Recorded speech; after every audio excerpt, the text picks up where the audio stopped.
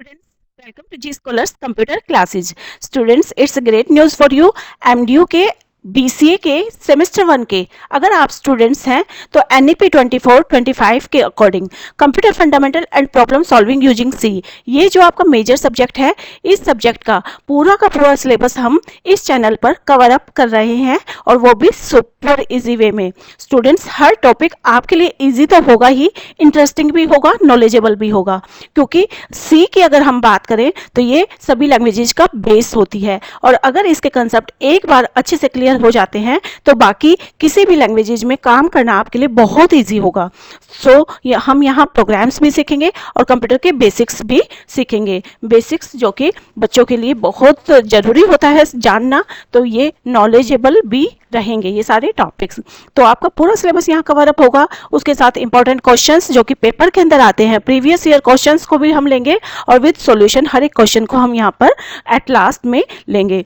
तो स्टूडेंट्स, जरूर से इस चैनल को सब्सक्राइब करके हमारे साथ जुड़ जाएं और जो भी इस चैनल पर रहने वाला है दोज आर एल्गोरिथम्स। अगर हम सी की बात करें तो अगर हमने एल्गोरिथम्स सीख ली, एल्गोरिथम होता है स्टेप बाय स्टेप इंस्ट्रक्शंस, और अगर हमने प्रोग्राम के अंदर सबसे पहले एल्गोरिथम्स को सीख लिया और उसके बाद एल्गोरिथम के बाद जरूरत होती है फ्लो चार्ट्स की, जिसमें हमारे सिंबल्स के साथ हम ये देख लेते हैं कि प्रोसेस क्या रहता है काम करने का। अगर ये प्रोसेस भी हमें समझ में आ गया तो उसके बाद किसी भी लैंग्वेज में काम करना बहुत ईजी होता है। एल्गोरिथम और फ्लो चार्ट तो हर लैंग्वेज का बेस होती है। पहले हम ये दोनों सीखेंगे, उसके बाद सी का कोड सीखेंगे, ठीक है। और सी एक बार समझ आ जाती है तो हमें जो है हमेशा के लिए बहुत ईजी हो जाएगा हमारे लिए एक अच्छा प्रोग्रामर बनना।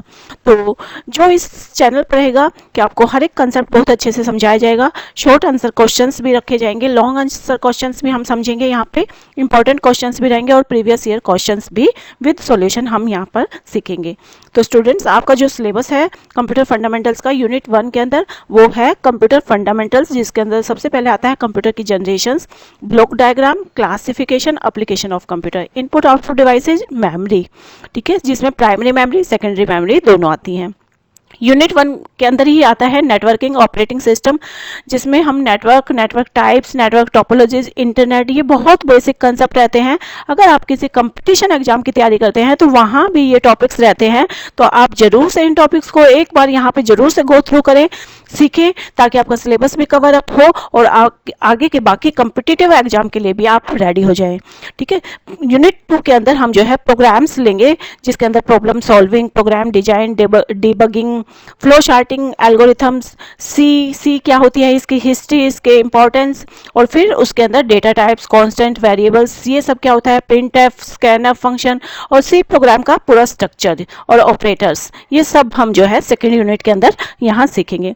थर्ड यूनिट में decision making and branching, if statement, else if statement, decision making, looping, while, do while, ये सब लूपिंग्स होते हैं, ब्रेक स्टेटमेंट, कंटीन्यूअस स्टेटमेंट, ये सब जो है हम थर्ड यूनिट में देखेंगे।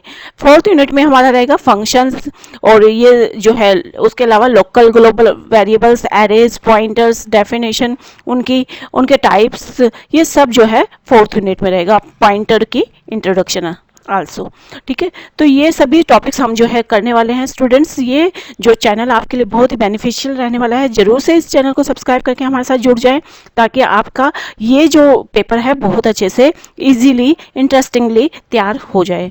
तो स्टूडेंट, अगर आप चैनल पर नए हैं, जरूर से इसे सब्सक्राइब करें और अपने फ्रेंड्स के साथ भी इसे जरूर से शेयर कर दें। Thank you, bye bye, have a nice day.